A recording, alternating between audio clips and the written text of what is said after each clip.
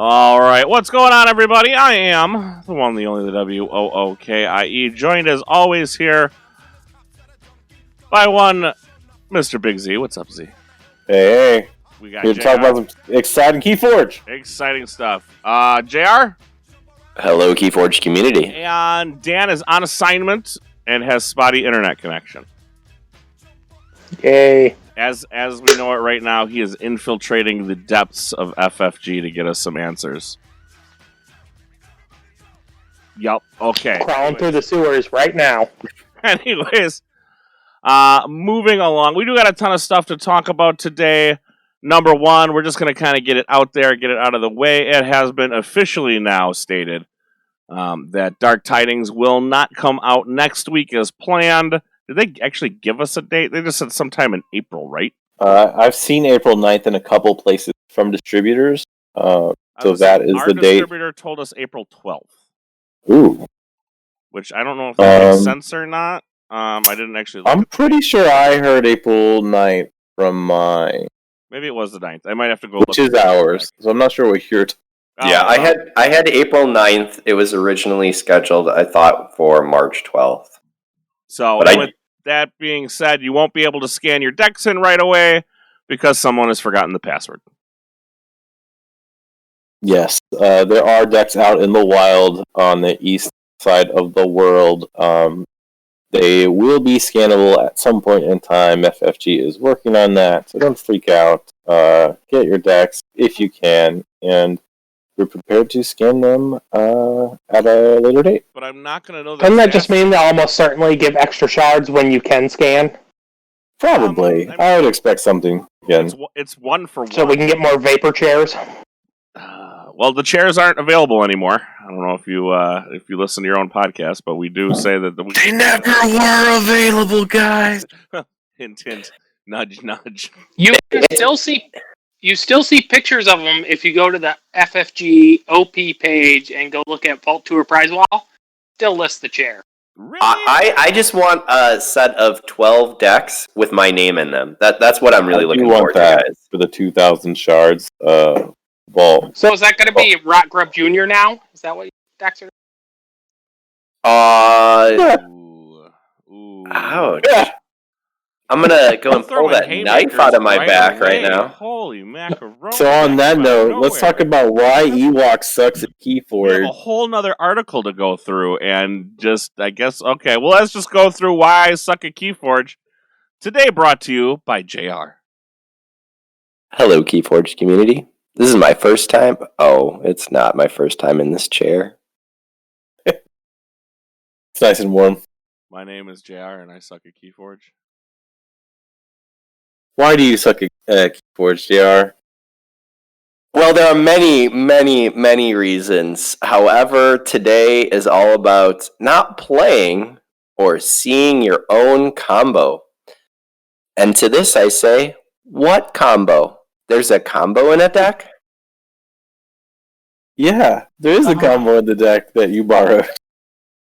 So when you borrow decks, make sure you understand what the deck's combo is. Yes. So it was a hard lesson. What does Soulkeeper do? I think Soulkeeper says this creature gains the destroy effect of destroy the opponent's highest power creature. Something to that effect. Yeah, that's pretty good. Ewok, what does reassembling automaton do? I plead the fifth. I do not know. How about you, Wookie? What's reassembling automaton say? I'm pretty that sure one's long, but basically the gist of it. As long as there's another creature on board, instead of destroying reassembling automaton, you just put it on a flank. Yeah, so that's its destroyed effect, right? I'm sorry, yes. That actually replaces the destroyed effect. So, right, the thing with when you have the Soulkeeper on the automaton, if your opponent kills your Soulkeeper, he can choose to trigger his replacement effect. The automaton. Eliminating the destroy, and Soulkeeper doesn't go off. But if you kill your automaton, you get choice. This all comes down to... It's the time the destroyed keyword. That's the important part here. Because it has a destroyed keyword, both are bold, so the active player gets to pick which destroyed effect happens first. So you could choose Soulkeeper, because at that point it is marked for destruction. Then you choose Automaton if you kill it on your own turn, and you unmark it for destruction or wherever it is. That part's always weird. Still weird. It's better than it used to be. And then you get that free kill, often sending your Automaton in to kill a 3-power creature and their biggest creature, and then just moving it to somewhere else in battle. Which is a pretty effective combo when you're facing, Saurians. Which happened in one very, very recent live aired and recorded event that Ewok was featured in. It is amazing when you play poorly and then they go ahead and record it, and then you get chastised because you're on a podcast. It is absolutely amazing. No, to be honest, while there were some hard lessons that were learned, there are lessons that are learned, and some of us learn through seeing others. I had not actually seen the combo before, and so that was definitely brought to my attention. I'm now aware of it. Better here, though. You are not the only one in the KFPL that didn't know about this combo, because I was talking to another KFPL Season 2 player that was talking about their decks, and I was like, oh, but it has this combo, so that's a good part of the deck that he's using, not in your group. And he's like, what are you talking about? And I went through that whole conversation with him literally 10 days before that happened in your game. And I was sitting there thinking, it's like, well, at least he wasn't alone. Yeah, I mean, it did make it less frustrating at that moment, and I do take some responsibility. I didn't say anything about it when you borrowed the deck. It's my deck. I should have been a smarter player in that regard. The other thing that made it worse is I had, with one of the other decks I'm borrowing, Xerxes, I had some issues in the playtesting where I put my good friend Brent next to Archimedes, and I had, again, the double destroyed effects happening in the same window, and with that, it created some issues. And so for some strange reason, that was what was stuck in my head, is that, it just doesn't matter. It's going to go ahead and trigger the one piece. But again, know what your timing window is, know what the cards say, play this out. And, whether you're in KFPL or whether you're not, and you're just learning, and this is your first game, if you don't know, ask. There's a little bit of embarrassment. I didn't ask, and, I learned, and I learned the hard way, and I learned with some embarrassment. But there it is, my friends. I will now be a better Keyforge player as a result. We all still love you, Ewok. No hard feelings or anything. It was, as you said earlier, I know we were off there. It was a huge learning experience, and that is a part of Keyforge. You live, you learn, you get better. And I will say, no disrespect to Future Beans. He played his heart's content, and he deserved to win that game. So while I made a mistake, that is not what I'm banking on. I still love the opening piece with Control of the Weak and Reverse Time, and I could see it, especially with my hands that I had a 4-2 split with no disc there. So that's what's dangerous with his deck. And again, he played it very, very well in that regard. You just got to be error-free when you're playing those KFPL matches or any match. And if not, try and learn from them. Sure. Yep. And that is mostly what our Why We Suck at Keyforge segment is about. It's learning from what we're talking about. Did you learn your lesson? Knowing destroyed effect triggers and timing is, I think, even becoming more important, because there are some cards in the new set that hand out destroyed effects too. And then there's still Kyria Ludo, and I see people mess that up a lot. And that's one you really got to pay attention to, because it can either be a great benefit or a great loss to you with Kyrias and Ludos. And there's lots of those in the current meta. I think that's the opportunity to be able to play better players. The ability to play people who have more knowledge of the game is what makes you better. And I saw that in sports growing up. I still see that here. A big shout out to Grant. I did play my week 2 match versus Grant.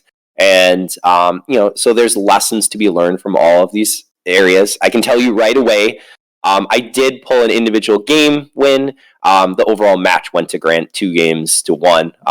But all 3 of those games were close. They finished 3-2 in game 1 for me, and 3-2 in game 3. So I feel I'm at least getting better. My goal is still to win one match. So let's see if we can be able to do that. And on that note, I want to say congrats to Grant, because he did take down the gauntlet last weekend. We finished that event. It ended up only taking 12 rounds to get through 21 players with 4 decks apiece. I had a lot of fun. Grumble, Variant. Grumble, Heart of the Forest. Lots of Heart of the Forest in that event. I played in it. I made it all the way to the finals, and then I lost to a great player. That's all I'm going to say about it. On a KFPL deck, right? That same deck that was in our SASCAP event is also a KFPL deck. Reckon face over there a little bit too.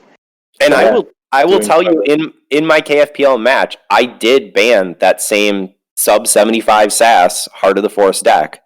I had one deck that could routinely beat it, but the other 2 simply couldn't. And if you strike that or you don't, I don't have a win con against it. So that's an auto loss. So there's some real thought process when you're bringing that triad and how you're going to be able to deal with it. So I can tell you in that match, I actually faced his other 2 decks. Both are very, very good. And that's the route that I went. So the decks that I have can definitely compete. They were in it the whole entire time. And so that deck was a solid heart deck. Sure. I can't say shit. I went 1-4. I have, in the last 3 weeks, I've learned more about solid heart decks than I ever want to know.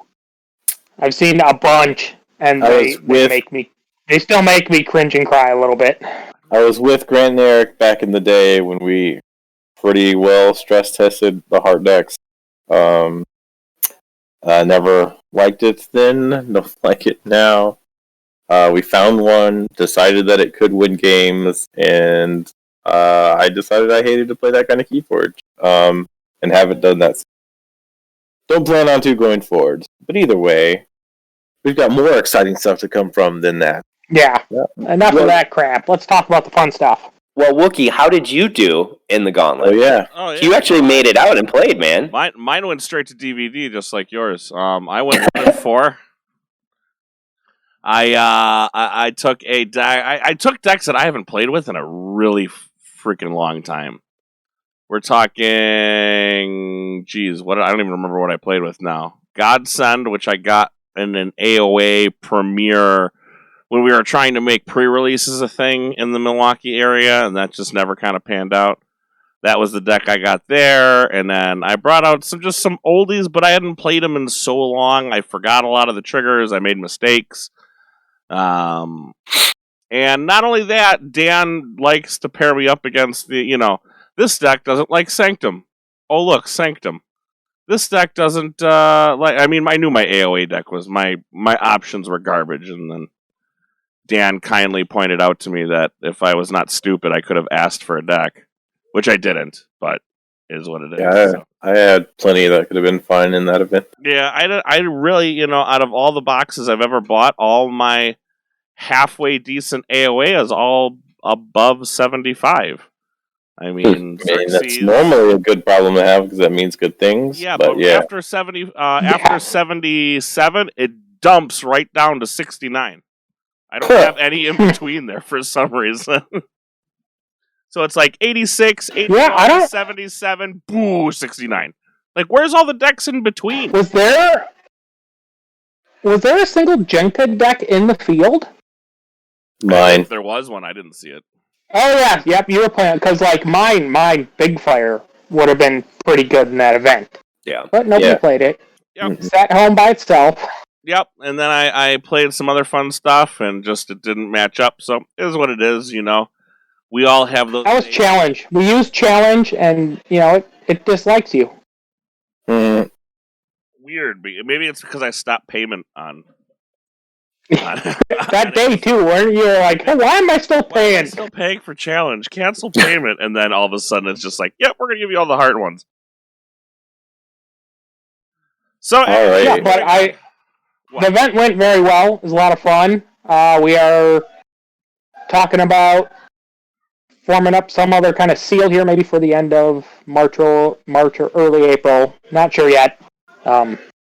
It's all right. But you can come discuss that with us on our Discord if you're interested in helping figure out what next cool event we should run. Probably with a Crash Meldoon Store Championship kit for prizes. Sweet. Woo woo. I just bought a ton. What about another 2 boxes of mass mutation here? For no apparent reason. One of our teammate it's fun. buddies just cracked some pretty hot fire in his 6 boxes that he bought recently. So if you get his luck, you're going to be pretty happy. He cracked an 87 and an 88 today. Ooh. Yeah. Pretty nice. One of them's actually good. Actually good. Well, glad to know there's good stuff in mass mutation. Brutal. I mean, the other one's playable, I guess. I mean, it has the points. It's going to do stuff, but... all right, so there's another article that was released today that's got a lot of people pretty excited. So, Ewok, you said you got to peruse it pretty good, right? Yes, Keyforge Adventures. Are you guys ready to go on an adventure? Always. All right. I'm wearing my adventure shoes right now. I'm just picturing some very special shoes there. For Keyforge Adventures, actually, this was talked about and kind of discussed, leaked a little bit earlier from Aaron. But basically, they're bringing out some solo variants where you can go ahead and play against 2 individual... I don't know, what will we consider it? They're Challenges, co-ops. I mean, and the other piece that was really cool about it was the idea of actual being co-op. So you can play with others with Keyforge. So that is huge news. One is Rise of the Kraken will be available in late April, and the other one, The Abysmal Conspiracy, will be available in May. And I give props, FFG, they're putting it out as a free download. So, I mean, literally, this isn't even something that's going to cost you anything. Maybe a little bit of time and some money to print. But that is it. And they look pretty They could sweet. have made money here, too. Like, They I could have. feel like, this could have easily been marketed for $10, just like all their other stuff. And they would have made money, and it's going to be print and play for free. And it could be that these ones are being designed to test the market, and a more fleshed out, larger adventure scheme could be coming down the road too. Yeah, like have a bigger thing. These are the adventures, and there could be like a Keyforge campaign, which you actually like buy. It's more like a board game, which would make sense because FFG is obviously a board game company. So I could see that being a thing. So it is. I think the biggest thing here is that Keyforge is not dormant. People are spending time to make this stuff. There are more ideas. There's more stuff coming down the pipe that we just don't know about. My entire, the 3 of us, we all play Keyforge, so I will do a print and play of this. We're going to sit down with some A-level decks, the 3 of us, and see how some fairly renowned decks go up against Kraken. We're going to have Galaxy. I think the challenge is going to be versus Kraken and see who wins. Let's go. I think the challenge is you play on 3-player difficulty and see if your A-level deck can take it. Alone? Yeah, but on 3-player difficulty. See. I mean, it loses its armor after you forge keys, right? So, by turn 3, Galaxy Kraken will have no armor. So... I'm just like, the full rules are out, but I'm just seeing it. It didn't say anything. I'm like, I play Cyberclone. I Cyberclone it. Good game. Someone mentioned something about it in the chat. I think it's going to be like anytime it would be destroyed or whatever, it's going to just lose a certain amount of it'll just take some damage. That's my assumption, but we'll see. Yeah, I mean... out. Well, that's what I was picturing. They released is that what the Kraken card says. Yeah. So Should we know what it says. Well, go ahead and read it. That's fine. Or do you want me to? I have it up. I got it right here. So, the Kraken, his power is equal to 30 times the number of players. Mm-hmm. The Kraken only deals 3 damage while fighting. The Kraken gets +2 armor for each unforged key the active player has. Mm-hmm. If he's destroyed, the player wins. The players win the game. Yeah. And then there's location cards, which I'm guessing is going to have some. You move from location to location, and there's going to be a Kraken deck that does stuff to you. So yeah, I'm excited to see how that works. And I'm sure there will be some kind of rules about destruction cards in relation to the gigantic creature in the middle of the board. Yeah, should be fun. And I assume that the Kraken might actually be in their lore. So if you play the RPG, you might see some adventures and location cards that aren't in the actual Keyforge card game reference that are in the RPG, because they will be referencing probably real locations in the Crucible universe. So you guys are gonna make me do it, huh? Make you do what? I gotta be the bad guy. Yeah. I mean, I don't know what you're talking about. This is a good thing. No, it's free, which is a good thing. But is this really what we were looking for? We are looking, let me restate this. We are looking for anything that shows the game is still alive and viable. And I think this not only shows that, but there's interest in taking it further. That we're not just continuing with Dark Tidings, which is super exciting right now, but that they're willing to offer, the books. They're looking at the arts. They're looking at being able to go ahead and essentially produce 2 other pieces that will get maybe even a new player base. So I think this is very exciting. I think this is kind of what I'm looking for, because I know they can't promote competitive play right now because it's possible in a lot of places. And this is a way to still play Keyforge in a new way with decks that you already have. So yeah, I like this a lot. Okay. I'm just asking because this is not at all up my alley. I mean, my background was board games, so I got here because I own a ton of Fantasy Flight board games, and yeah, I do like this kind of thing. So I will sit around the kitchen table with my wife and son, and we're going to beat down the Kraken in a bunch of different ways. Okay, so my experience here, the World of Warcraft collectible card game. World of Warcraft. They when the game was actual printed cards, they made raid decks then. That you did the same thing. You'd take a team and play against it. And they were quite fun, and even my highly competitive friends that I played with then, where we were going to Dark Moon fairs and trying to compete at the top level, we would play with the raid decks outside of that, because, it gets a little boring just to mash your best decks against each other all the time. It gives you something, and in what is now Hearthstone, they're still very, very successful in that game with their single-player content, which is the same kind of thing. So this is actually a very proven system over on the WoW and Hearthstone side. Like, they've been doing this as single-player or co-op kind of deck stuff, and it has done very well. Like, that's actually the only reason I ever put any money into Hearthstone anymore anyways, is just to play more of that stuff, because I think it's fun.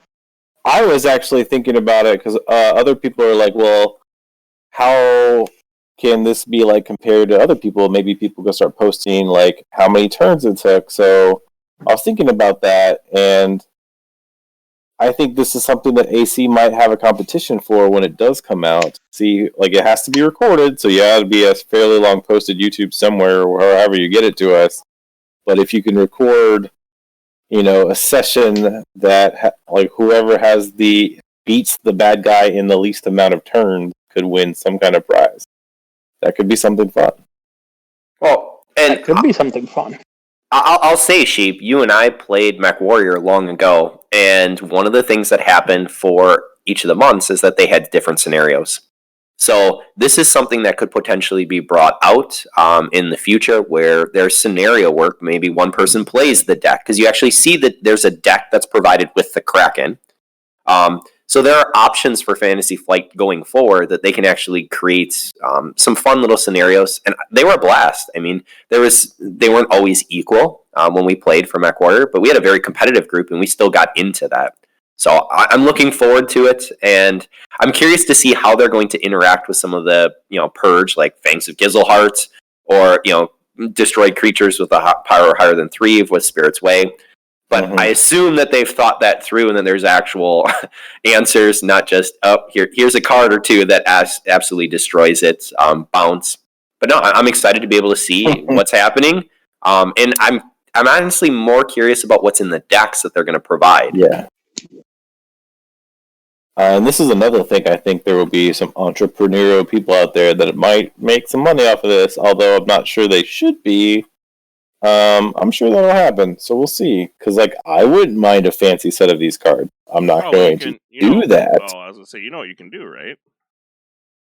There's that company that does custom printed playing card decks. Mm-hmm. I'm sure somebody will have a file uploaded before long where you just send it to that company and you're $12 and they print them on playing cards. You can also just take them to... so this has been a thing for many moons now with a lot of cards that are dead that have seen like a player committee come in and handle them. I mean, they're even doing like Raw Deal, if anybody remembers that card game. They're even doing foil versions of them now too. Like there's complete superstar bases that have foil versions of them as well. So like it's really you can just take them to Kinko's. And Kinko's will actually, they have the... Yeah, I know the Netrunner universe has a player community that keeps it alive. So if Keyforge does somehow go under, it could be KFPL and AC bringing you next set. I'm sure, yeah. It's not going under. Let's not go that far that quickly. But but yeah, no, I mean, there's definitely ways, you know, obviously they release a mass file and then you take them to Kinko's. Kinko's will cut them for you. And you know they fit your sleeveys and you're good to go. So that would be one hell of an undertaking, especially considering how this game is done. Where basically you have to come up with a set and then get the algorithm to make sure everything kind of works. Sure, that would be fun. I mean, you could even start by going ahead and creating your own little scenario. Mm-hmm. So some fan fiction that's out there. I know there's a number of board games that utilize a solo variant, and that's what I was actually looking at is what are some of the best decks in the world? How much amber do they typically produce on a turn? How much amber control? So going through and grabbing some of those stats, you can actually set up for some single-player games. I haven't gotten too far with the playtesting, kind of what I was looking at. So I see that fitting in very well with what they've done, which I'm really excited to be able to actually see what they've put together. I guess for the board gamer, it's fun because now this kind of brings that vibe to it. It just, unfortunately, this doesn't do much for me. Maybe I gotta play it before I get into it. But, I mean, it doesn't do much for me. I would have... Well, I gotta say, this is far more interesting to me than trying to play Constructed Keyforge.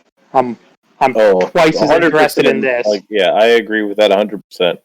Like, I had some interest in the RPG because I do occasionally play D&D. It's not often, but I do. So there was like a little bit of an interest there. But like this is definitely something I could sit down with friends, family. I have a lot of casual, really close friends in my life. Like this is something that since they know Keyforge now, they would be more inclined to do than like, hey, do you want to come out to this competitive event?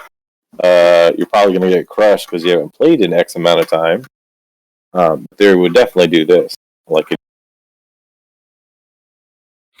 this will be far easier to teach my kid the mechanics of Keyforge with this than... Yeah, and that was another thing I was about to say. If I were having to teach anybody brand new, which I've taught a lot of people this, I would probably start off this way. Although it probably does kind of teach them the wrong thing initially, but that's easy to unwind. Fighting's good! This is a brawl, not a race! This is right. But still, you could teach them going through the motion control, the board state, reefing, like all the things. I want you to know, Wookie, I'm still with you, and that once COVID goes ahead and loosens up, we can try some Cube and we can try some Constructed. I need to be able to play it before I can make a call, but I think there's options for both, but I'm glad that we have this option as a board game player. I will say my son loved to play Cube. Like, that is, my friend Eric is Eric and Colby from BDQ's inactive now. We're two of the originators of, like, Cube as we know it. And he visited us one Christmas, and he built one for us, and my son loved to play Cube. So there are definitely people that enjoy Keyforge that love that format. So I would just also like to say I'm about halfway through my boxes here, and nothing, not a thing. But Anyways, where are we going to next? What do we got? Are we back into spoiler zone? Or Before we do spoilers, we're going to do to, promotions because some people don't want the spoiler stuff. So promotion, again, we're still in KFPL. We're looking at week 3 this week. Lots of fun stuff there. The biggest promotion, though, is March 20th is coming.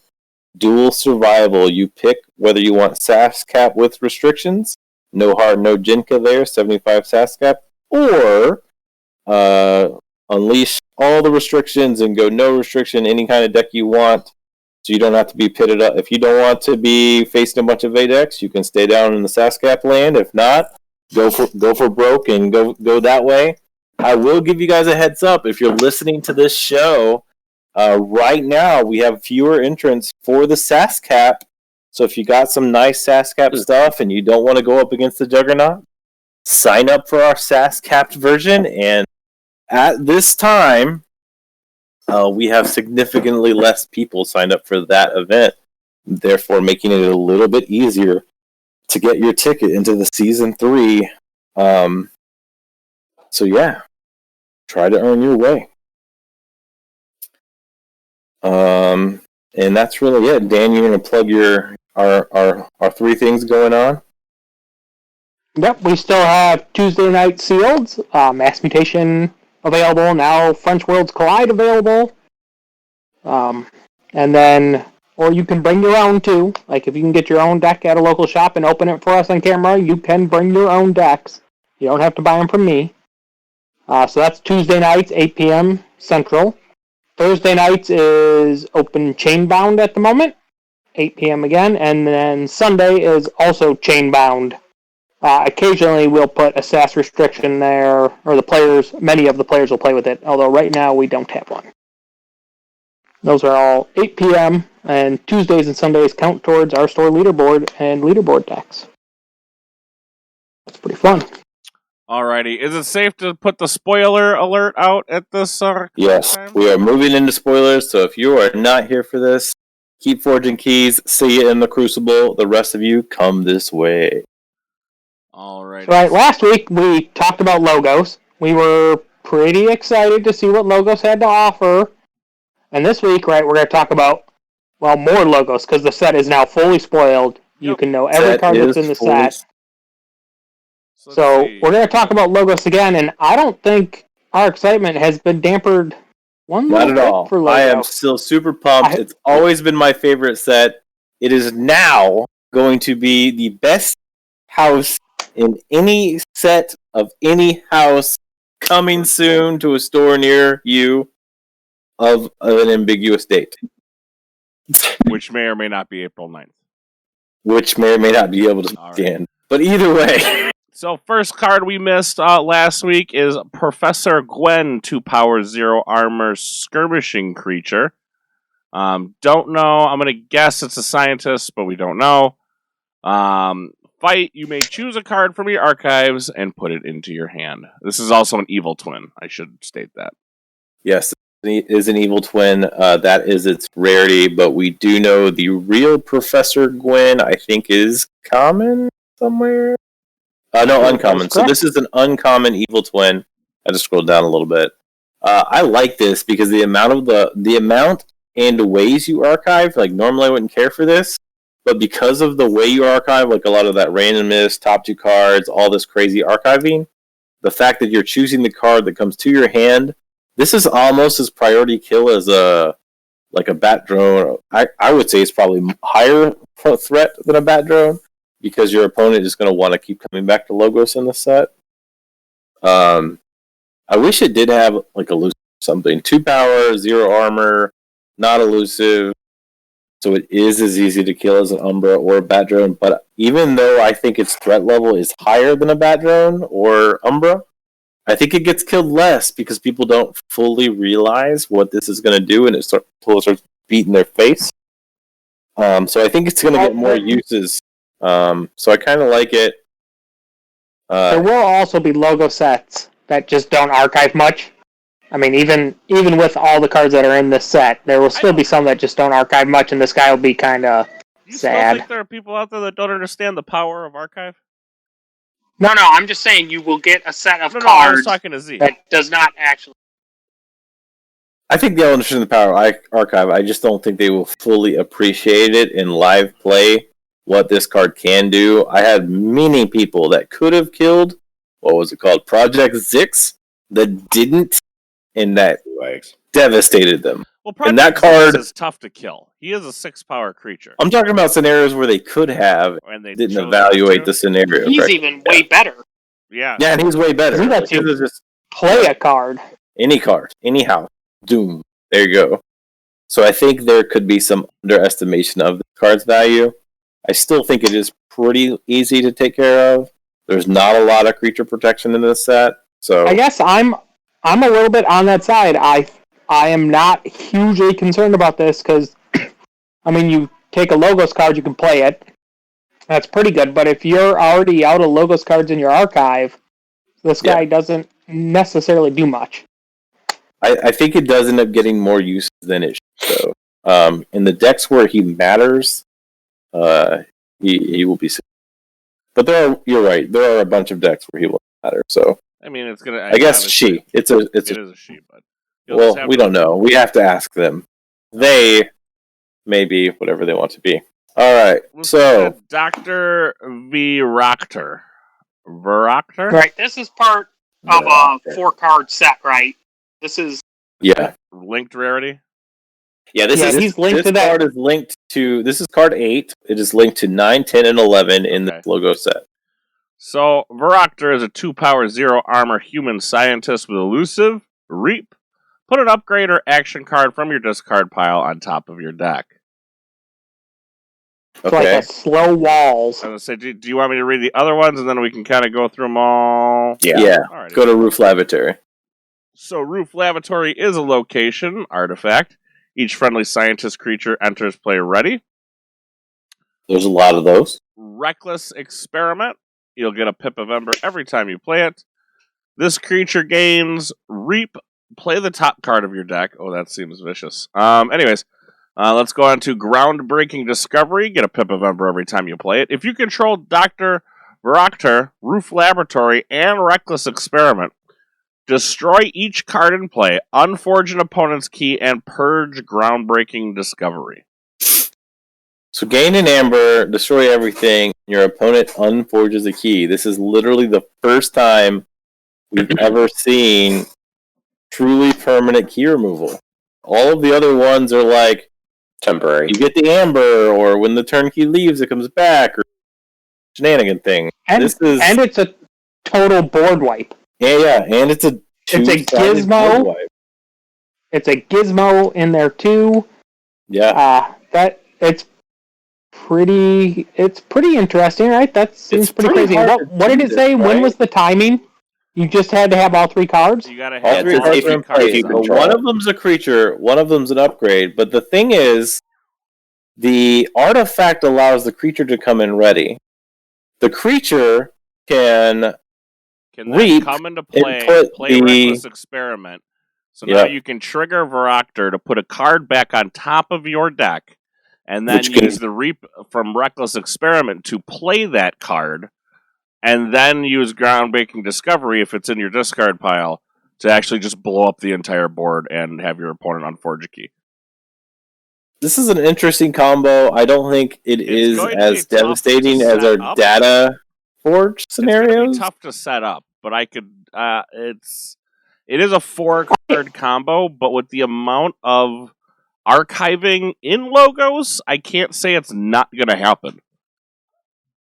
Yes, I think, though, that the artifact that brings in your other scientists ready could make for some absolutely silly logo stacks, too. Because we talked about Hide and Vellum. We already talked about on the last cast about how Hide and Vellum are in set. Mm-hmm. My biggest issue with Hide and Vellum always has been is they rarely ever get a use effect. Here, they're both scientists. They both come in ready. I can go down to Professor Gwyn. The real Professor Gwyn that we just talked about, no, that one's a Chinese. Oh, no, it is a scientist. So that one's also a scientist. Like, all of these cards that never get to be used will always be used. So it's damn near like a one-sided artifact dust witch, unless your opponent happens to have logos, which I guess is true everywhere. Yeah, well, Does it say your scientists or all Oh no, scientists? it's just friendly. It's a Yeah, one-sided friendly dust witch for your scientists. deck. Like, man, So you talked about Hide and Vellum.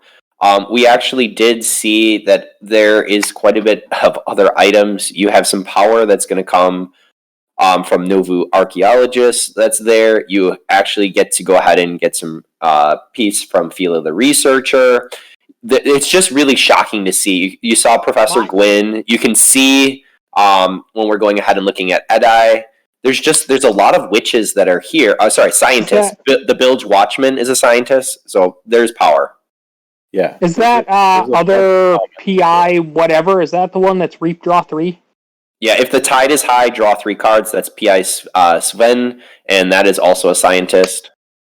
Yeah, so I was just thinking, like, how about Legacy Sutterkins to go with this? And I'm like, why? There's a Why you already have Reap Draw set. 3 and you only need one dude instead of 3. Like, it's... Yeah, so... Wow. This Hide and Vellum. Hide and Vellum together are Reap, gain 2 Amber, draw 2 cards, archive 2 cards.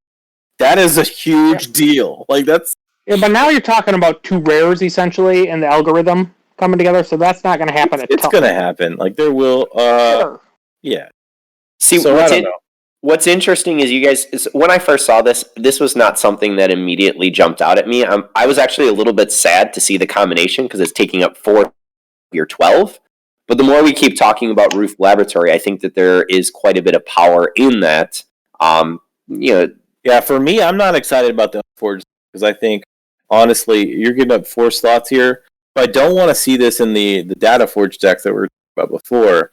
But I just want to see this in other just good Logos draws that have like the big Logos board like we were talking about back in set 3 set 4 because it became possible to have a deck that just wants to sit in Logos, and we have seen that happen.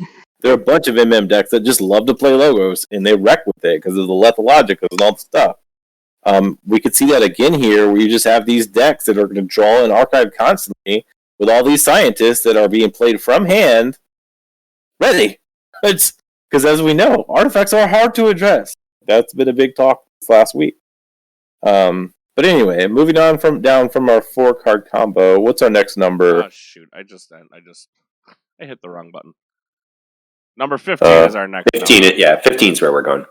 All right, 15. We're looking at Backup Plan. It is a rare action.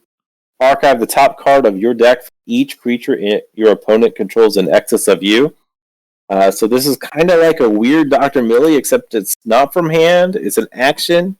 And again, like when we started this off with the professor talking about like you archive a lot of cards in weird ways. This is obviously one of them. In the right situation, this happening could literally win you the game. Like if you're archiving like 6 or 8 creatures off the top of your deck, and you have one of these Data Forge decks that we're talking about, like we talked a little bit about last cast, that can set up craziness because you're going to have a huge archive. This could be part of that setup. This is a rare card. But again, Data Forge is just as uncommon, so you're not asking a lot from the algorithm to make this card plus Data Forge. But the question is, do opponents play around this cheap? Like if my opponent has the combos in the Logos, do you like kind of play around this like you would Red Alert or as if Quixelstone were in play or something? Ooh. Can you afford to discard creatures to back up? No, I don't think so. I mean, no, I don't think so, because I don't even see people usually playing around the Sanctum artifact or the Sanctum card that gives Amber for every creature you have and more. And that's similar kind of devastating. Sure. Yeah. I was actually thinking this until I got burned a bunch, I didn't play around Red Alert as much as I should. I definitely do now. But you're right, I do play around Glorious Few less. There was somebody that played Hold the Line for like 7 cards against me the other day. I was like, well, that's cute. Because that's right. I think this card is like the improved version of what's the other, and it's in set, the other rare Logos card that if you have an empty board, you get to archive one for each enemy creature. Master the theory, yeah. Like, that card is hot trash compared to this. Yes, this card is way, way better. Because Way that better, other 'cause one it's is not not from a. hand. It's a must as well. This is also a must, but the fact that it's not from hand in the set that has the Data Forge combo, like this is potentially way better than all of those cards we just named. And you're right. I don't think it's going to be played around. There are definitely scenarios where you should be playing around this. I just don't think I ever will see people do that. So I want this card. This is what I'm saying. Yeah, I don't think you're going to see people play around it until they get wrecked. You right now have some big board decks in both Worlds Collide and MM, and even a few of them coming through AOA. Yeah, And AOA so has boards too. Yep. Correct. So if you're seeing decks there, it's very possible that people either glitch and don't think about it. They don't see it as it's being a rare. And You may it's not a have a lot of rare, yeah. experience. Yeah. So I think the combination, it'll be there, and in the right deck, it's really going to help you. But that's where you start to think about, red alert.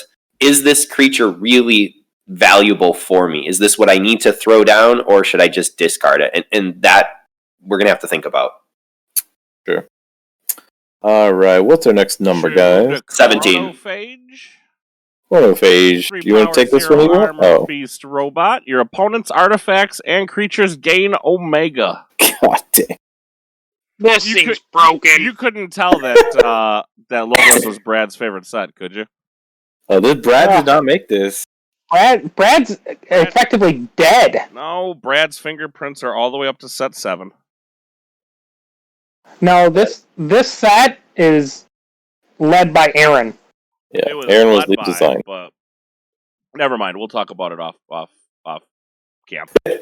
I'm sure he had ideas put in for all of them, but this set was So- by Aaron.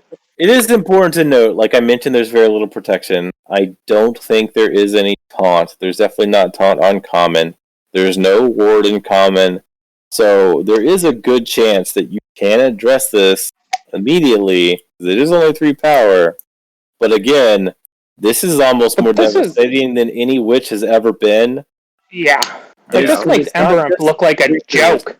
It's artifacts and creatures gain Omega. So That is play a card ridiculous. pass. That's it, right? Play a card pass. That's what you're doing. Well, but Yeah. that's what's going to happen because someone's going to play their creature right away and go, "Oh, I forgot." Not my turn. You know that, and you know that it's going to happen because you're going to miss it. It's wow. This one is also one-sided, though, right? This says enemies. Yep, your Yeah, opponent. this is enemies. This is the most devastating witch-like thing probably ever. Could you imagine if this existed with a form? With a what? Like that with a ghost form. Oh, yeah. It's like Well, 2 honestly, cards, good anything game. really, like even if it had taunt in it or hologramophone, I was going to say, Like, is there those aren't here. There's no taunt in Logos in set, correct?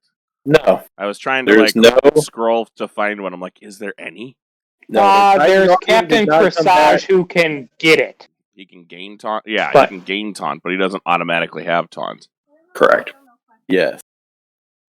So there's no there's no inherent taunt. There's no easy warding, which I think we have a new card disposal today that we'll get to. One of the very, very few cards in the entire set that has ward. So it is hard to protect. Legacy, This is one of those cards that would be a phenomenal Maverick. For sure. Look, if this card gets Mavericked into freaking Untamed where you can make it like a 10. Or you can always Legacy Hologramophone it. Yeah, a Legacy Hologramophone, that would be great. Or even just a Legacy Titan Guardian. Any way to make it not die immediately. Because it will create more heat than Witch of the Eye. Because it is more devastating. And what's kind of nuts though is Bouncing Death Quirks in set. I thought I saw it in here when I was scrolling through. Yeah, I believe you are correct. So board wipe. Oh, it has a better board wipe. Yeah. Is there a better board wipe in here? Yeah, we split it last night. Final analysis, destroy all creatures. Yep. All right. So, Draw a card for each one. Cards. all right. And then Well, you can have all the cards you want because you can only play one creature. Unless you can, or you're going to phase kill shift punk them.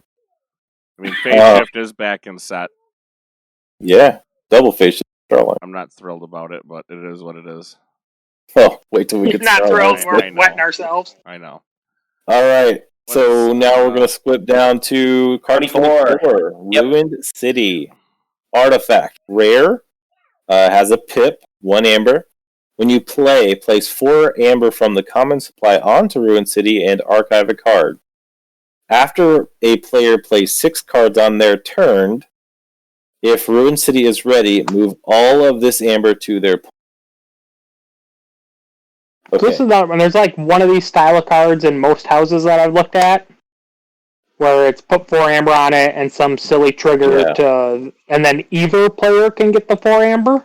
So the pros of this are You're giving your opponent getting an amber and you're archiving a card when you play this. So it's already lab work. So let's be clear about this. Lab work is a real good card, guys.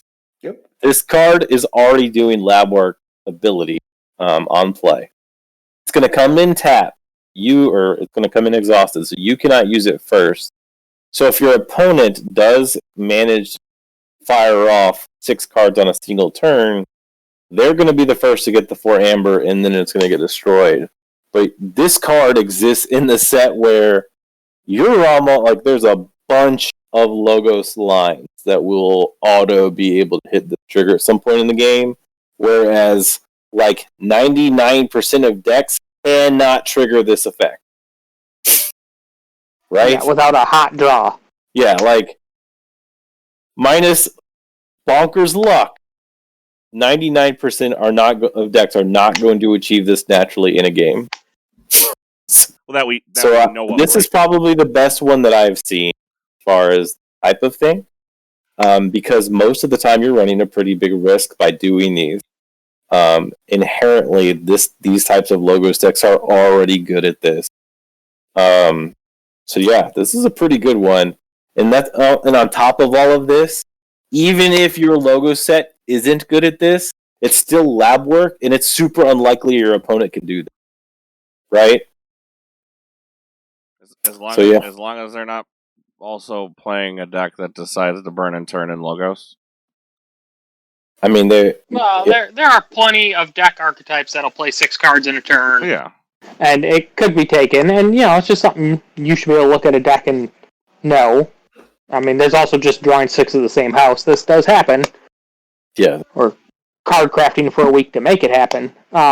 Yes. But I agree. I think, in general, the risk on this one is okay. This is the lowest risk one, what I'm saying. There are very few scenarios where I don't play this at minimum for the lab work value and be worried about it. What we got next, Ewok? Well, we actually are seeing our good friend the Archivist coming back. Why is this important, Ewok? Break that down for us. Well, in case you missed it, Archivist is extremely powerful in that I can choose if it gets archived. So if you archive the Archivist, archive it face up. While the Archivist is in your archives, instead of picking up all of your archives, you may choose to pick up any number of cards in your archives.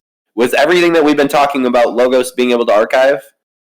So last week when we talked about Mind Over Matter being back in set, Mobius Scroll being back in set, and this week backup plan when we're archiving a jillion cards at random. Yeah, Archivist sounds pretty good. Yeah, like there's been a couple MM decks that I played with where he does some really good work, but there isn't actually enough archive in MM to make it happen. But man, from what we're reading, we think it's a thing in this set. Sure. So I think he could really... Every new set comes out, man. Remember MM? We were real excited for archiving, and I don't see archive. I mean, there's decks still out there that can't archive just a truckload. But every set we get so excited for the archiving, and we just don't end up seeing it happen as much as we think we're going to. I really You're not playing the decks I'm playing. Yeah, but say, do you play MM? Do I play MM? Yeah, sure. Sure, why not? Anyways, what do we got going on next? Card number 33, Archons Recall. A nice little Omega with the text that says, play, draw 5 cards. What do you guys think about this? I think it's This is like phenomenal if you get it Commune. on the play. Yep, it's like Commune, right? Turn 1, great. The rest of the game, awful. It's not as awful as Commune the rest. Most of the time, you're playing 3 or 4 cards after you set up Yeah, your so you might hand. get a couple of draw. So it is a net 1 efficiency even after the play, but obviously this is gold if you get it on the play. It could also make some of those, I have a 4 Logos board, 1 Logos card in hand.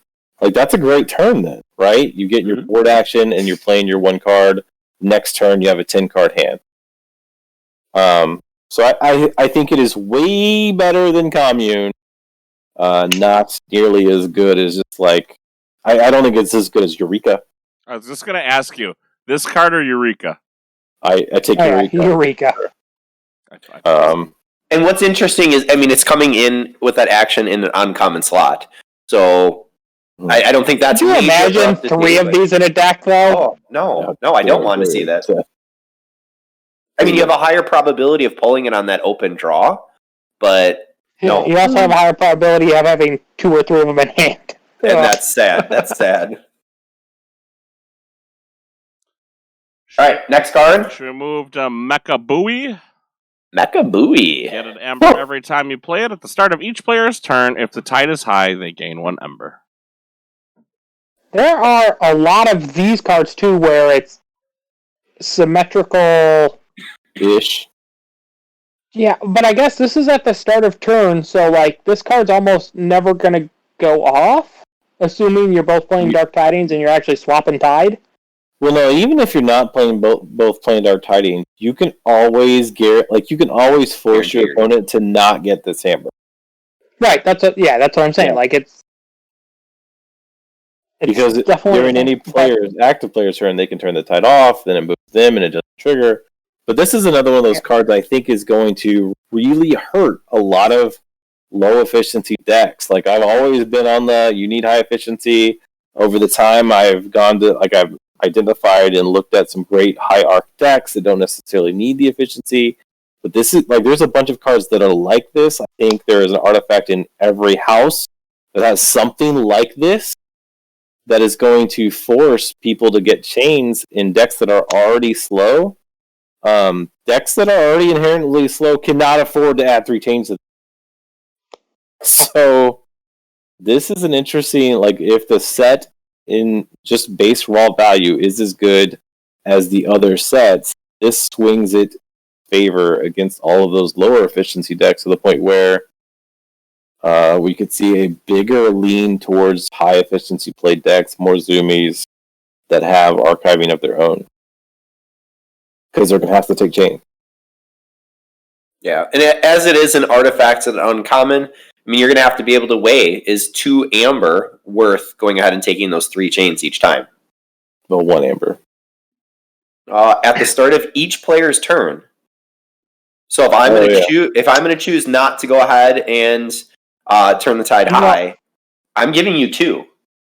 No, it's at the start of that player's turn. If the tide is high, they gain amber. Yeah. It says okay, sorry. Yeah, you are right. Yeah, we still haven't seen the tide rules because these cards still read weird. Because when you read if it's high, it's the active players reading that. So, or the owner, it's the tide for the owner of the card. I think I'm not sure. Like, I still need to read the tide rules because they still don't really. They don't internalize to me yet. But this one would be 1 amber. If the tide is high on your turn, you're going to have the amber. But I wonder if this could come in multiples. I think you can. That would make it way more interesting. And like I said, there is a card that is similar to this kind of effect that I think in almost every house.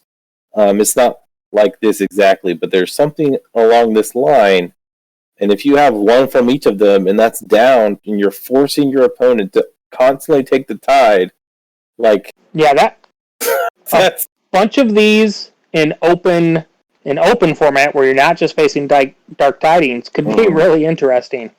Yeah, where you don't really want the tide high, but you have to take it because otherwise I get to archive a card, I get to get an amber, I get to exhaust one of your creatures, I get to do all kinds of shenanigans, stuff. yeah.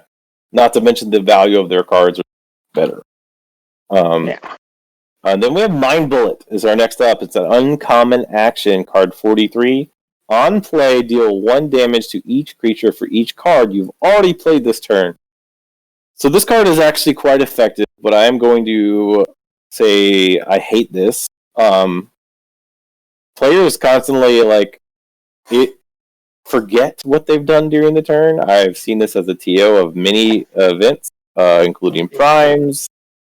This is I don't know. I hate this just because there are humans playing this game. We're all human. We all have a certain amount of capacity. This sucks.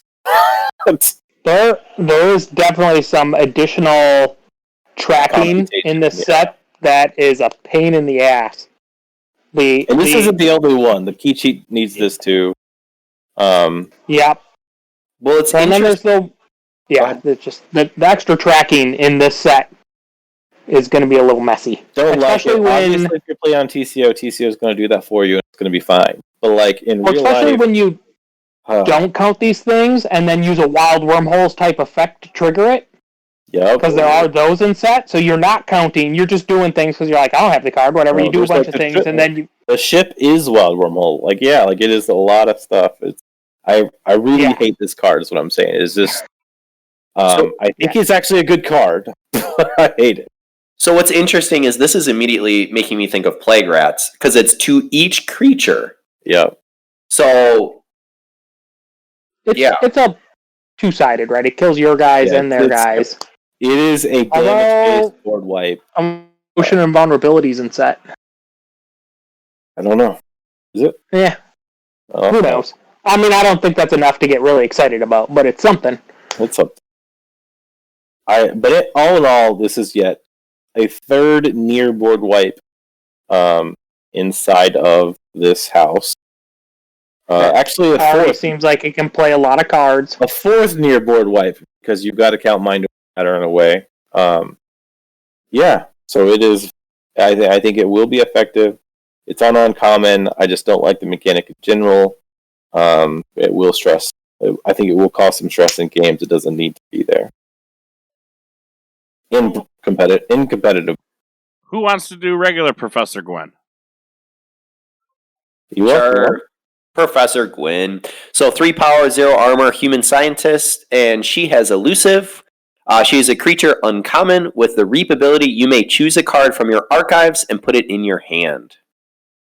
I kind of love that this one is way better than the evil one. I know the evil ones are special and they're gimmicky, but we're going to see this one a lot more than the evil one. And this one is at least twice as good. Yeah, elusive, stronger. Yeah, one more power, elusive. The reap effect doesn't lose value from the amber you give up. Was it a may effect or a must effect? It's a may. Choose a card from your archive and put it in your hand. It is way better than the other one. Way better. And again, it's kind of like a reverse Ganymede Archivist. Ganymede Archivist also often got killed quite fast, but this one's elusive. We're not talking about the Ganymede Archivist. It is a bad word in my house right now. What? Why? Did you lose a game to Ganymede Archivist? Because he thinks it's a Novu Archaeologist. Yeah. I like to go ahead and think it's a Novu Archaeologist. All right. Yeah. I thought maybe you thought. This seems like a good card, and you said she was on uncommon. Yeah. This is an uncommon. Which I love that this is the non-evil version because again, we're gonna see this way more often. 12 times as many. That's our assumption. What's next? Think again. Egad. Think again is where things start to get broken, guys. I'll take this. Think again. I want decks with this 47. card. Oh, I must. 47. Uncommon action. Play an action card from your discard pile, then purge it. So I just played some stupid combo. I played Data Forge. I forged a key for free. Now I'm playing Think Again. Guess what? I just forged my second key for free. Boom. And that means I have 10 plus cards in my hand to make enough amber to say answer or lose. Yes. Assuming I wasn't already just forging third key. Yeah, assuming that wasn't key 2 and key 3. This is also a house cheat, right? This can be any house. Yeah, This does not have to be an action card, so it doesn't have to be that one. It could be anything. Yeah, like this is real good. Makes me very happy. I mean, Logos seems like it's fast enough. You're going to flip your deck, but I mean, how often are you really playing through your deck? 3 times, so you're getting the 2 effects out of the action you kind of expect anyways. Yeah. So it's not like you're likely purging out something you have to have later. I mean, games can go long, and you may purge a card that ends up losing you the game because you purged a board wipe and then needed it again. Yeah. Like there's definitely situations with this card, but just in general, the other place is purging out your god awful dinos actions that are and remember around. Again, it's also play. Library card is in this. We talked about this last time.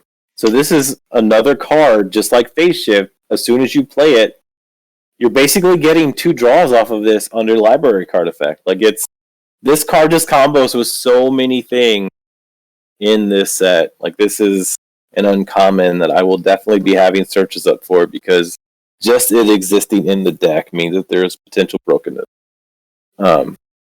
Obviously, it needs a lot of other pieces for it to get to that upper level, but there's just so much value there. All right, Evo, what's next? I believe is where I thought Wookie was talking old Egad. Old. 1 power, 2 armor, cyborg destroyed. Ward each of old Egad's neighbors. And interestingly, this is Ward. There isn't a ton of Ward that we have in this set, but Old Egad is one of those pieces, and it's a destroyed ability. I know the full set got spoiled today or yesterday.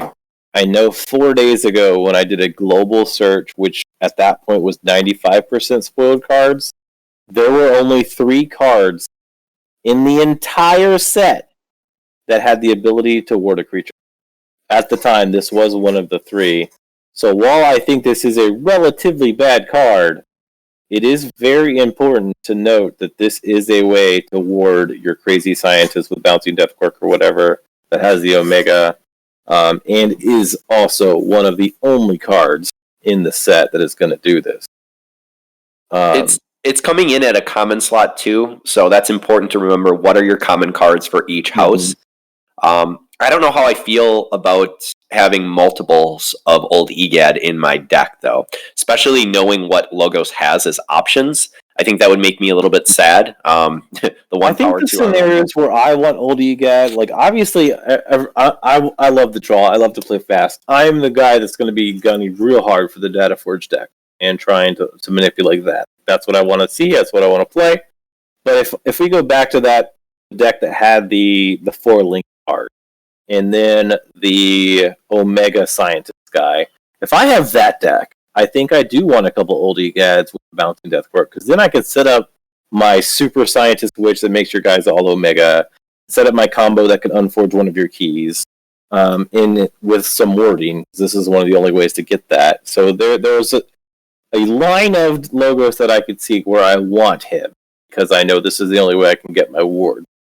But for the most part, I think the decks that people want, that is going to be the most in demand, you're not going to want to see Old Egad. You just don't care if your creatures are warded.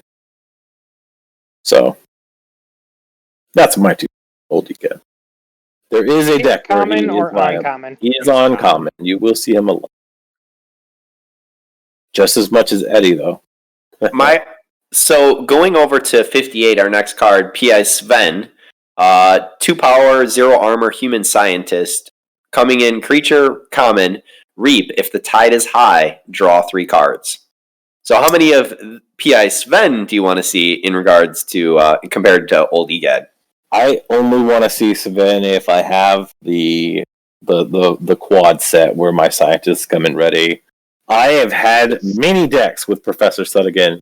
I think I might have reaped with Sudigan like 1 time in existence. I put this guy more in line with Babbling Bibliophile. Well, I mean, he has the same power as Sutter. So, yeah, they're all in the same thing, and like they're all must-answer creatures. right? You play them down, your opponent often has to answer them. But the thing But is, at the same I've time- reached with Babbling Bibliophile. You want to know why? Hologramophone and Titan Guardian. Neither of those cards exist in the set, so you got to be looking at this more like Sutter. Yeah, but it's still good, because how often do you see a Sutter King come down and you don't just immediately go about killing it, unless it's the only card they played, right? Like, the threat of these guys is high enough that they have to be answered, and that makes them worth, well, definitely more than old EGAD or whatever that we were just talking about. Yeah. Well, he's obviously better than he has to assert. But in general, I'm not excited about him unless I have the card that says Scientists always come in ready. And in that case, I want Savin, I want Vellum and Hyde, because you end up with this really brokenly fast creature-based logo board that they can't answer because you have Dusk Witch Scientist. So yeah. Basically, I either want ridiculously action-based logos or the special thing and a bunch of scientists. Because those scenarios are real hard to address. Speaking of scientists, card 59, Science! Play for See, now, this is my language here. Play for the remainder of turn. Gain 1 Ember each time you play another action card. Totally fair, totally balanced. By the way, if you play Think Again, that's 2 Amber. Thank you. Thank you. Phase Shift is 2 Amber. Yep. Am I the only one who's screaming Bill Nye in the background? No. Science! All right. No, I've got Another the thing- 80s song. This is also a common. So if you get like 3 of these in a deck, Ugh. like, let's Right, go. this is like Full Moon stupid, kinda. Yeah, so Except there's no you get 3 in there's no hand, amber-based key cheat. Play Science, and then play Science to gain 1, and then play another Science to gain... I mean, Data Forge can be used with Amber. I mean, if you hit Sure. 30 Amber, you're still Fortunate Key. Right? Yeah, you're not wrong. Like, Yeah, but this card is along with posted library on card. common. Yeah, like library cards in set. We have all these way to draw cards. You have all these way to archive cards. Like, all right, where you mentioned Play Think cards Again and from Phase your Shift. archives, Phase Mhm. Shift. This is a busted card. Yeah, it's... You're gonna see decks This with is a little dirty. I mean, not that they're not always a little dirty, but they seem... I don't know. This seems way more busted than normal. I want a day where I play 5 of these cards in a row. Oh. I'll be so happy. There we go. There's the 5 of Dave. I'm not selling that one to you if I see it. It's just going to be funny. So you play Science. Play Science to gain 1, to play Science to gain 2, Two, to play play Science to Science, gain 3, to play Science to gain 4? Yep. Oof. That seems like that's more math than I want to do in a Keyforge game. Back to those triggers that you have to kind of pay attention to. Yeah. God forbid you play something in between your sciences. The thing that I like with this, and also some of these other cards that are in set that we haven't really talked about today, though, there's a lot of bonus Amber game that isn't actually pips on cards, Mm-hmm. which gets around in Furnace without having to reap. Like, one of the ways you end up having to beat these powerful Infernus decks that are out in the meta is you have to reap, right? Because you've got to make Amber that they can't eat. But there are a lot of cards in this set that have bonus Amber situations that are not pips. For sure. All right, Lots, we'll get through our like a last lot. 2 cards here and then kind of wrap it up. Card number 60, which we didn't see before, is Static Charge. Gain an Ember every time you play it. This creature gains... I'm sorry, it is a item. This creature gains at the start of your turn. It's an upgrade. At the start of your turn, deal 2 damage to each neighbor of this creature. But not this creature. So that is interesting. It's one of those painful upgrades you put on theirs that start killing the rest of their line. Because it deals no damage to the creature you're putting it on, stays there. Like, What was the timing on this card? So At the start of your turn. So if I play it on theirs, it still happens during my turn. If I Yeah, understand but they just correctly. fight the creature dead.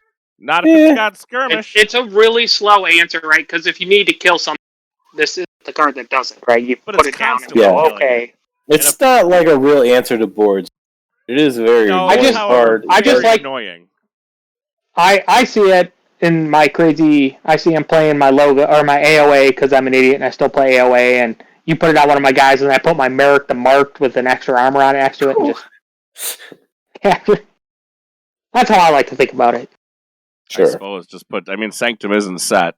2 armor, I'm sure isn't. I haven't looked at the Sanctum really hard, but I'm sure 2 armor isn't hard. 2 to come armor by. is not that hard. So yeah. I mean, that still is removing the armor for your turn, though. So at least you're getting, Yeah, I don't know. I mean, this card, it's fine. It gives you an amber. It has an effect. I'm not Tough going to to be say. excited to have it. We'll hold judgment until later, until further notice. Final Okay. card. 61. We don't know its name. It is a question mark, but essentially... You know, I'd like it if it were just a question mark. Goodness. That'd be a fantastic card name. It is an action common, because of course it would be common. Play. Each player loses 1 amber. If the tide is high, each player loses half their amber, rounding down the loss instead. Effervescent Principle, anyone? Yeah. it's EP without chain. That's what we have. Well, Unless you need to race tide, and then you it's gotta 3 raise the chains. tide, and then it's 3 chains. So now it's Every house has a common to raise. You know where I like it is the lose 1 apiece isn't so painful when I draw it on my Inevitable library card turn, yeah, and or I your, don't have to your discard it. hole. Yeah, like it. I mean, it's one of the few proxy scaling amber cards that I've seen in the set, so it has value. It has a lot of value because again, I'm aiming for that combo deck. To set up my combo, I need time. Sometimes I'm going to have to like crush a lot of amber to make that happen. The fact that it is in here, uncommon, and I don't have to go out of house to find it, very significant for those possible decks that can be formed. Yeah. Because again, it's all about the commons, and the one thing we can leave you with, as we leave logos, is commons are real good. When are There will logos be commons great not decks. real good? In logos? Yes. AOA. Name it. No, AOA did have some real good commons, set comparatively to other houses in the set. AOA, I mean, besides AOA, what house did you go, man, logos, man, they are just looking like they're not. Why besides AOA? It's a set. Well, I know it's a Logos set, has but obviously always been one of the top sets. they've Since the always top been sets a are Logos and powerhouse. this. Even in AOA, they're still a powerhouse. Like, They're not in the best decks. Well, I guess they are. They Yeah, they are. What are you talking They about? are. No, the commons. The common creatures are okay, and that's what makes AOA okay. It's definitely not the action. But it's not the commons in AOA that are needed in the best AOA decks. They actually, those are also rares. They're like memory chip, and I guess that's uncommon. Let me just go ahead and name some cards that aren't rare. And those are logos. They're not the commons. Logos They're has not yet the to get the common. shit end of the stick. Because it This sucks. is true. They have yet Logos to is pick them, man. consistently I a just good house to have. Yes. Yes. They have yet to get a man. I'm hoping. I do not believe there's any set where Logos is not first or second set. They're top 3 in every set, bare minimum. Bare minimum. Yeah, in most people's evaluations, it would hit third in some. For me, the way I play, it's either first or second in every set. I mean, 'Cause, I I mean, remember they a were very time good cards. where you wanted shadows all the time, except for like the last 2 sets. Now you're like, I've been down on shadows since every set after Coda. I don't think I'm AOA telling shadows You I can, don't you can go back and check the tapes on my rankings. I've always put them in the garbage. I don't even think Coda Shadows stands up that well outside of a few very specific sets. Not anymore. It used to. Yeah, Like, I don't think Archons are good enough anymore. Is that a problem? And then Not unless you have like 5 of them. Like, Urchins are no longer like my baseline of what a good card is. I don't think Urchins cut it anymore. No, they don't. Shadows. They're okay, but Shadows has been in the garbage for like the past, at least bare minimum, Worlds Collide Mass Mutation. Yeah. I had them ranked real low. I had Shadows ranked real low in MM. They And have some real good MM set. They do, but I still the don't like very good shadows is few. They're often pretty bad in Worlds Collide. Yes, but that's what I'm saying. Like they have good combinations, but they're few and far between. You're not seeing them like you did. Like, They got shadows. This is a good chance. This is a decent piles of Bonithians and piles of red pennies on common make it often tolerable in MM. all that in response to me just saying that Logos has real good Yes, combos. because I'm still waiting for the day where Logos. You're like, man, I hope I don't see Logos in one of these.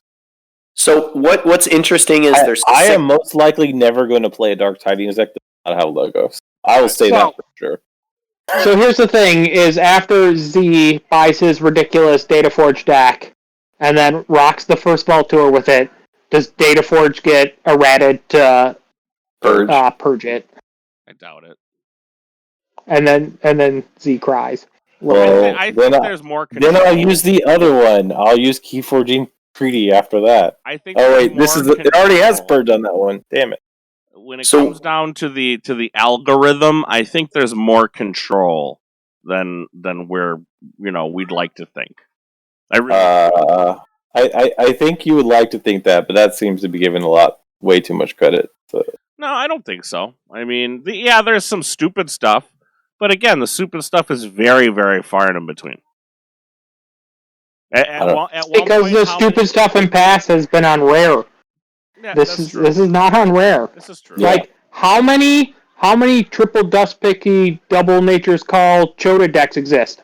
A crap ton. That's true. Yes. So what's interesting, I'll kind of redirect here. Out of the 16 common cards for Logos, we have 8 creatures, 6 actions, 1 upgrade, and 1 artifact. You have Amber Control in basically Effervescent Principle. You have some steel that's there. You have a little bit of option. You have the ability to phase shift or go out of your own house. You also have some Amber Generation with Science. You have some flexibility in cards like Theory or Conjecture for archiving. You have an artifact that can archive. So I think that's where we're really looking at it. You have the board wipe with Final Analysis, destroy each creature. Logos has everything it ever needed in set. It has Ember Control, it has Efficiency, it has the possibility now of being full control. Board wipe. It has board wipes. Name something in this set of Logos that's missing. What more could you want? I could have used my creatures to hand on common. That would have been great. So the other piece that jumped out at me, which was really interesting, we do see an enhancement. That's what your phase shift is for. Oh yeah, never mind. Yeah, we're good. Shut up, Z. The other piece that was interesting is I did not see any cards that provided enhancements from this. They have Infomorph. Oh, you're right. Infomorph. Yeah, every house has one creature except for I think. Okay, so that's the one. Yeah, they have Infomorph. Which lets them. So even the common they got. Which, by the way, is the best one. Is going to let 2 of their cards let them drop more cards. That's right. Yeah. So that's right. But that's interesting. I mean, that they got the best mutant. Yep. Well, no, they're falling in their house, but so we're seeing it, but just at a very, very low rate. Again, Logos is hot. Krzap is looking back up. Krzap looks good against this set again. Yep. So I think that's gonna do it for us this week. I'm excited for next week. Sanctum next week, right? Yeah, and we might actually bring you a Sanctum set that's not hot garbage. Yeah, so if you like Sanctum like me, which I actually have always kind of liked Sanctum, except Nathan hates it. DOK always hated it. Don't join FFG, Sanctum lover. There's another Discord for people like you. Oh God. But anyway, I've always been happy with it to an extent. So maybe it'll finally get some decks of Keyforge love. We'll show you why next. Ooh, I just saw something in this whole thing too. But yeah, you'll see why next week. We'll go into it. I just scrolled 2 inches down and went, ooh, that could be a dirty combo. But that's gonna do it for us this week. Final thoughts, Z. Keyforge keys come out to the play in the KFBL next weekend. See you there. Peace. Mr. JR. Remember to go ahead and look at combos. Ask. It doesn't matter where you are in your Keyforge journey. It is okay to be able to learn. This is a learning process. We have fun with it as a game. So keep forging keys and have fun, guys. And Dan. Keep playing those events. That's going to do it for us this week, guys. We'll see you next week with Sanctum. Take care.